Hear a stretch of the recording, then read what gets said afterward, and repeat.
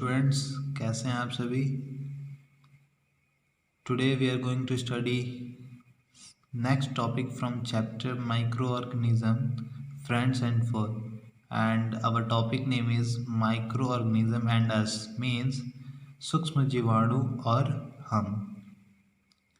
Before this, I want to told you that those students who have not watched the previous video, please watch it because that video is also important from the point view of this topic. Okay, क्योंकि ये video आप तो देखेंगे ठीक है, लेकिन इससे पहले की वीडियोस अगर आप नहीं देखें तो प्लीज़ उसे सी कर लें ताकि आपको कोई भी प्रॉब्लम ना हो। तो आप जाइए चैनल पे और देखिए कौन सी वीडियोस हैं इस चैप्टर से रिलेटेड, उन्हें सी करिए। और यदि कोई प्रॉब्लम आता है तो आप बिल्कुल ही बेझिझक मुझे कमेंट कर सकते हैं, मैं आपको आंसर ज़रूर दूंगा। Initially it was thought that all the micro organisms are harmful and cause diseases, means सबसे पहले हम लोग यही सोचते हैं कि जो सारे माइक्रो ऑर्गेनिजम्स हैं वो हार्मफुल हैं और डिजीज कॉज करते हैं। Later on scientist discover that only a handful of micro organisms are harmful and cause disease. बाद में साइंटिस्टों ने ये बताया, डिस्कवर किया कि कुछ ही माइक्रो ऑर्गेनिजम्स हैं जो हार्मफुल होते हैं और डिजीज़ कॉज करते हैं। यहाँ पे डिस्कवर्ड लिखा है, कहीं कहीं इन्वेंशन लिखा होता है। तो देखिए, डिस्कवर्ड और इन्वेंशन में बहुत ही ज़्यादा बेसिक एक डिफरेंस है, उसे आप ध्यान में रखेंगे। डिस्कवर्ड का मतलब ये होता है कि जो भी चीज़ें हमारे इन्वायरमेंट में हैं और उसे ढूंढा अगर जाता है तो उसे डिस्कवर्ड कहा जाता है। और इन्वेंशन का मतलब ये होता है, जैसे मैंने साइकिल बनाया तो साइकिल इन्वायरमेंट में थी नहीं, उसे ढूंढा नहीं गया है, उसे मैंने बनाया है किसकी मदद से, iron, rubber and lots of things. तो मैंने कुछ नया बनाया ना, तो वो इन्वेंशन होगा। और डिस्कवर्ड माइक्रो ऑर्गेनिजम्स को ढूंढे इन्होंने, तो ये डिस्कवर्ड होगा। ठीक है, तो ये बेसिक डिफरेंस है, आप ध्यान रखिएगा। Most of the microorganisms are harmless and some of the microorganisms are even beneficial to us। यानी कि साइंटिस्टों लोगों ने ये बताया कि माइक्रो ऑर्गेनिज्म जो हैं वो सारे के सारे हार्मफुल नहीं हैं, कुछ हार्मफुल हैं और कुछ हमारे लिए फ़ायदेमंद भी हैं और यूज़फुल टू अस, यानी कि हमारे लिए फ़ायदेमंद हैं, यानी बेनिफिशियल टू अस या फिर useful to us. Micro organism play an important role in our lifes, यानी कि माइक्रो ऑर्गेनिजम्स का बहुत ही इम्पोर्टेंट रोल है हमारी ज़िंदगी में। We will not describe the beneficial effect and harmful effect of micro organism in detail one by one. Sorry, we will now describe, यानी कि अब हम उसे माइक्रो ऑर्गेनिजम्स के हार्मफुल इफेक्ट को और बेनिफिशियल इफेक्ट दोनों को डिटेल में पढ़ेंगे एक एक करके। ठीक है, तो स्टार्ट करते हैं।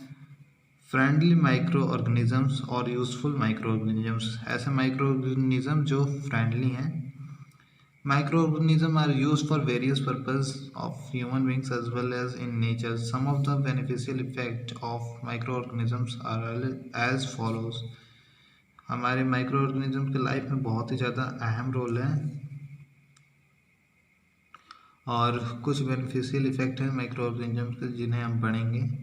इसकी मीनिंग ये है, micro organism are use for various purpose by human beings, यानी कि माइक्रो ऑर्गेनिज्म जो हैं ह्यूमन बींग्स के द्वारा बहुत सारे कारण के लिए यूज़ किए जाते हैं और नेचर में भी उनका कहीं ना कहीं एक अहम योगदान होता है। सम ऑफ द बेनिफिशियल इफेक्ट, यानी उसके कुछ बेनिफिशियल इफेक्ट को हम पढ़ने जा रहे हैं।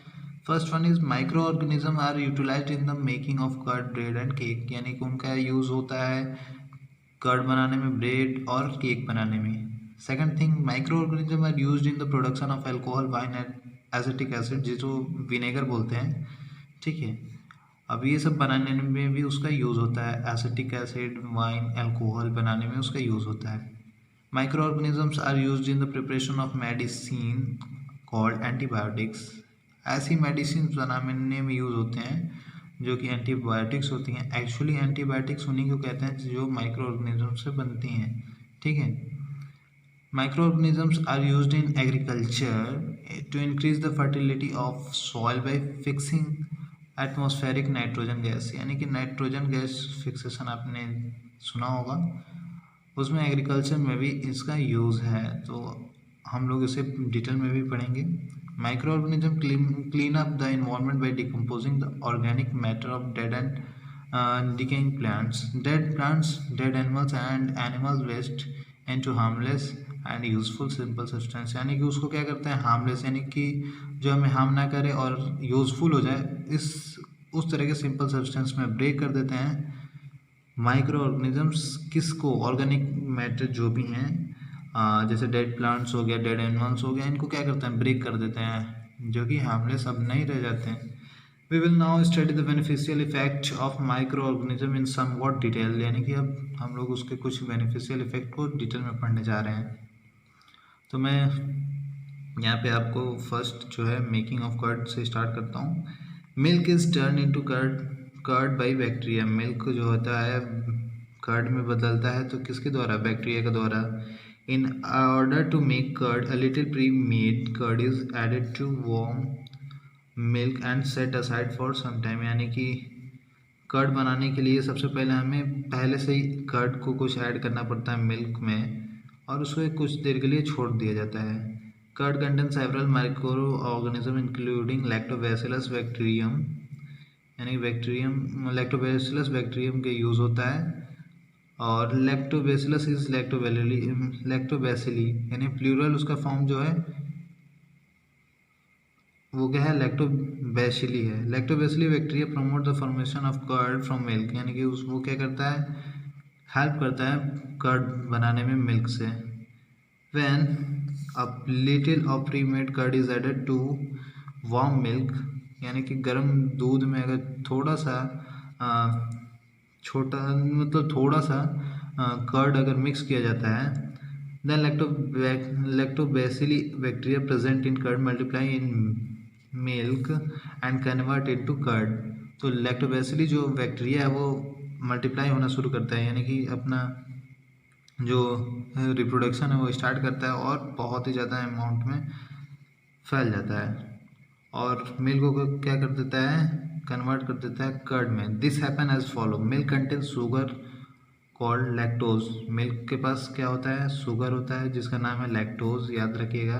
Lactobacilli bacteria convert the lactose sugar into lactic acid. और लैक्टोबैसिली जो बैक्टीरिया है वो क्या करता है, लैक्टोज शुगर को लैक्टिक एसिड में कन्वर्ट कर देता है। This lactic acid then convert milk into curd. और यही लैक्टिक एसिड जो है मिल्क को कन्वर्ट कर देती है किस में, कर्ड में। We can now say that microorganism utilized in making curd from milk in bacterium. Milk is bacterium और बैक्टीरिया। यानी कि हम अब ये कह सकते हैं कि माइक्रो ऑर्गेनिज्म जो हैं मिल्क से कर्ड बनाने में बैक्टीरिया की हेल्प, यानी कि बैक्टीरिया हेल्प करता है। यानी कि ये माइक्रो ऑर्गेनिज्म जो बैक्टीरिया है, बैक्टीरिया क्या एक माइक्रो ऑर्गेनिज्म है जो हमारी हेल्प करता है मिल्क से कर्ड बनाने में। The name of this bacterium is Lactobacillus. An important ingredient of idlis and bhaturas is curd. यानी कि इसका जो नाम है ये क्या है, लैक्टोबैसिलस है। और इम्पॉर्टेंट इंग्रेडिएंट्स जो इडली और भटूराज हैं उसमें ये एक इम्पॉर्टेंट इंग्रेडिएंट्स है। यानी कि क्या है इंग्रेडिएंट्स, आप समझ रहे हैं ना, जिन चीज़ों से कोई चीज़ बने, ठीक है। जैसे अगर हमें कड़ी बनाना है तो उसमें बेसन का होना ज़रूरी है, सॉल्ट का होना ज़रूरी है। इन इंग्रेडिएंट्स यानी जो भी चीज़ों का यूज़ करके हम एक अच्छा फूड तैयार कर लेते हैं खुद के लिए खाने के लिए, वही क्या होते हैं, इंग्रेडिएंट्स। यानी जिन चीज़ों का उसमें यूज़ होता है वो इंग्रेडिएंट्स होते हैं। तो ऐसे ही जो कर्ड है वो भी इडली भटूरस बनाने में हेल्प करती है। कर्ड बहुत ही ज़्यादा इंपॉर्टेंट है, उसमें मेन उसका वर्क है। Curd is added in making idlis bhaturas to make them soft and spongy. समझ रहे हैं। Bacteria are also involve in making of cheese, pickles and many other food items. तो ये भी चीज़ समझ रहे हैं कि बैक्टीरिया का और भी ज़्यादा रोल है चीज़, पिकल और मेनी अदर थिंग्स में। अब बात कर लेते हैं मेकिंग ऑफ ब्रेड की। Yeast is used in making industry yeast is used in baking industry for making breads. Yeast का यूज़ होता है बेकिंग इंडस्ट्री में ब्रेड बनाने के लिए। When yeast is mixed in dough for making bread. The yeast reproduces rapidly and gives out carbon dioxide gas during respiration. जब dough में east को ऐड किया जाता है तो वो बहुत तेज़ी से रिप्रोड्यूस होता है और रिस्पायरेशन करके कार्बन डाइऑक्साइड रिलीज करता है. ओके, अब नेक्स्ट पेज पे चलते हैं. The bubbles of carbon dioxide gas fill the dough and increase its volume. यानी कि जो बबल्स हैं कार्बन डाइऑक्साइड के वो डो के जो भी डो में फील हो जाते हैं और इन उसकी जो वॉल्यूम है वो क्या करते हैं, इंक्रीज़ कर देते हैं. This make the bread rise. यही क्या करता है, ब्रेड को राइज कर देता है. The holes in the bread are due to the bubbles of carbon dioxide given off during the baking process. यानी जब बेकिंग की प्रोसेस होती है, यानी उनकी जो जब उनको सेका जाता है तब वो कार्बन डाइऑक्साइड के जो होल हैं वो क्या हो जाते हैं, फूट जाते हैं और वो कहीं ना कहीं होल क्रिएट हो जाता है. ठीक है, आगे चलते हैं. This make the bread light soft and spongy. और यही क्या कर देता है, ब्रेड को लाइट यानी हल्का बना देता है, सॉफ्ट यानी समझ रहे हैं एकदम सॉफ्ट बना देता है, और स्पॉन्जी यानी कि जो कंप्रेसिबल बना देता है. For the same reason east is also use in making cakes and pastries. इसी कारण से ईस्ट का यूज़ केक्स और पेस्ट्रीज बनाने में होता है. अच्छा, ईस्ट है क्या, एक तरह से क्या है, फंगी है. ठीक है, और बैक्टीरिया का जो सिंगुलर होता है उसे बैक्टीरियम कहते हैं, याद रखिएगा. We can perform an activity to demonstrate the action of yeast in making the bread as follows. तो इस एक्टिविटीज़ को पढ़ लीजिएगा, काफ़ी अच्छी एक्टिविटीज़ है, आपको समझ में आ जाएगा. इसमें बताया गया है ब्रेड ऐसे एक्चुअली बनता कैसे है, बहुत इजी वे में है, तो आप इसे पढ़ लीजिएगा. अब हम लोग देखते हैं commercial use of micro organism. Commercial मतलब होता है जो चीज़ें कनेक्टेड हो थोड़ा सा बाइंग और सेलिंग से, उसे कमर्शियल बोलते हैं. ठीक है, यूज़ ऑफ माइक्रो ऑर्गेनिज्म, अब उसमें देखते हैं क्या यूजेस हैं. Microorganisms are used for the large scale production of alcohol and acetic acid. यानी एसिटिक एसिड याद रखिएगा, विनेगर. ठीक है, तो इनके प्रोडक्शन में माइक्रो ऑर्गेनिजम्स का हेल्प लिया जाता है. इस चीज़ से micro organism which is use for the large scale production of alcohol. और ईस्ट का यूज़ किया जाता है बहुत ही ज़्यादा प्रोडक्शन एल्कोहल के प्रोडक्शन में. This alcohol is then use in making wine, beer, whisky as well as industrial spirit. ये इसको जब ऐसा अल्कोहल बन जाता है ईस्ट की हेल्प से, तो इसी अल्कोहल का यूज़ करते हैं वाइन, बियर, विस्की, समझ रहे हैं ना, एज वेल इंडस्ट्रियल स्पिरिट, जो भी स्पिरिट बनती हैं उसका यूज़ करते हैं. So we can now say that yeast is use to produce alcoholic drinks. तो अब हम कह सकते हैं कि जो भी अल्कोहलिक ड्रिंक हैं उसमें ईस्ट का यूज़ होता है. सही बात है नहीं. एंड इंडस्ट्रियल स्पिरिट, और इंडस्ट्रियल स्पिरिट बनाने में भी east is capable of converting sugar into alcohol. मैंने ये चीज़ बताया भी है शायद, ईस्ट जो है शुगर को अल्कोहल में कन्वर्ट करता है. यानी कि इसमें वो सक्षम होता है कि शुगर को क्या करे, अल्कोहल में कन्वर्ट करे. The sugar for making alcohol come from the substance such as cane juice and fruit juice, और from substance such as barley, maize, rice etcetera. समझ ही रहे हैं कि जो भी शुगर्स हैं अल्कोहल बनाने के लिए वो केन जूस से आते हैं, फ्रूट जूस से आते हैं, और बार्ले, मेज, राइस एट्सेट्रा से आते हैं, जो कि starch that contain starch which get converted into sugar, जो कि स्टार्च कंटेन करते हैं और वो क्या होते हैं, शुगर में कन्वर्ट हो जाते हैं. तो ये अलग की चीज़ें हैं, इसे आप थोड़ा सा लीव कर दीजिए क्योंकि हम टॉपिक से डेविएट हो जाएंगे. The process of conversion of sugar into alcohol by the action of east is called fermentation. याद रखिएगा कि एक ऐसी प्रक्रिया जिसमें शुगर का अल्कोहल में क्या हो, कन्वर्जन हो, उसी को क्या कहते हैं, फर्मेंटेशन बोलते हैं. Fermentation was discovered by Louis Pasteur in 1857. यानी 1857 में लुईस पास्चर द्वारा फर्मेंटेशन डिस्कवर्ड, यानी कि आपको मैंने पहले बताया गया, यानी खोजा गया था. In order to make alcohol, yeast is grown on natural sugars present in grains like barley, maize, rice, cane juice and fruit juice. यानी कि अल्कोहल बनाने के लिए हम क्या करते हैं, नेचुरल शुगर पे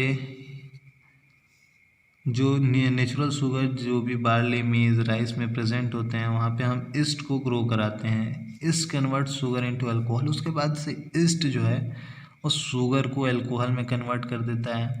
the alcohol is then use for various purpose. उसके बाद से जो अल्कोहल का यूज़ है वो बहुत सारे कामों में हम करते हैं. We can carry out the process of alcoholic fermentation in the laboratory as follows. Laboratory में भी हम उसका अल्कोहल का यूज़ करते हैं बहुत सारे कामों में. ये तो आप जानते ही हैं. आप एक बार इसे भी पढ़ लेंगे तो आपको ये चीज़ें क्लियर हो जाएंगी. अगर कोई प्रॉब्लम आती है तो आप बिल्कुल कमेंट करके पूछ सकते हैं. A dilute solution of acetic acid is called vinegar. यानी कि एसिटिक एसिड का डाइल्यूट जिसमें थोड़ा सा पानी की मात्रा ज़्यादा हो उसे क्या कहते हैं, विनेगर कहते हैं. Bacteria can turn alcohol into acidic acid. यानी कि बैक्टीरिया ही क्या होती हैं, अल्कोहल को एसिटिक एसिड में कन्वर्ट कर देती हैं. आपको पता ही है कि शुगर केन का जब जूस हम रख देते हैं तो वो क्या होता है, अल्कोहल में कन्वर्ट होता है. उसके बाद से एसिटिक एसिड में कन्वर्ट होता है. In order to produce acetic acid on a large scale first alcohol is use by using yeast. यानी कि लार्ज स्केल में विनेगर का या एसिटिक एसिड का प्रोडक्शन के लिए हम सबसे पहले क्या करते हैं, ईस्ट की मदद से अल्कोहल बनाते हैं. The bacteria can then added to alcohol and air is bubbled through it. यानी कि उसके बाद से ये बैक्टीरिया को हम ऐड करते हैं और एयर निकलते हैं यानी बबल्ड होते हैं. In the presence of oxygen bacteria convert alcohol into acetic acid. यानी कि ऑक्सीजन के प्रेजेंस में जो एसिटोबैक्टर बैक्टीरिया है वो अल्कोहल को कन्वर्ट कर देता है एसिटिक एसिड में. याद रखिएगा, ऑक्सीजन के प्रेजेंस में ही एसिटोबैक्टर जो बैक्टीरिया है वो अल्कोहल को कन्वर्ट करता है एसिटिक एसिड में. तो ये हम लोगों ने कुछ यूजेस पढ़े हैं, कुछ यूजेस बाकी अभी भी हैं, तो वो हम लोग नेक्स्ट क्लास में देखेंगे क्योंकि वीडियो काफ़ी लंबी हो जाएगी. So please read this activity and if you face any problems related to this activity or any confusion in this chapter, then please comment me. I am here to solve your problem. Thank you students, thank you so much. And also share this video for the help of your friends also. Okay, thank you so much.